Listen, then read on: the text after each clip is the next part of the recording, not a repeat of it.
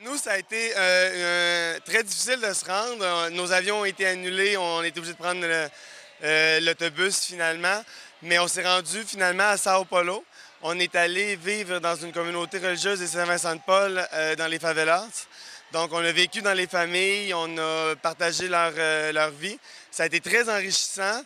C'était très, très différent de notre vie parce que eux, c'était la pauvreté extrême. Nous, au Québec, on vit quand même très bien. Donc, ça a été très, très intéressant aussi, là. Au début, on trouve ça un peu difficile parce que ça nous sort vraiment de nos petits souliers, là. On est habitué d'être dans le confort, dans la richesse. Là, on arrive dans quelque chose qu'on ne connaît pas du tout. C'est assez difficile, mais les gens avec qui on était étaient tellement accueillants. Ils étaient très pauvres en matériel, mais de cœur, ils étaient tellement riches. C'était extraordinaire. Ils nous ont accueillis chez eux, ils nous ont donné des cadeaux. Ils voulaient qu'on revienne. C'était vraiment, vraiment là, un monde très, très beau, malgré la pauvreté.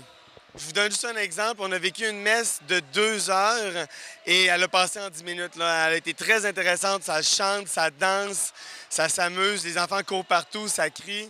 Tandis que nous, à Québec, c'est plus, on est assis, c'est plus tranquille, c'est mollo. On prie plus personnellement. Alors qu'ici, c'est la fête, c'est la joie. C'est très, très différent.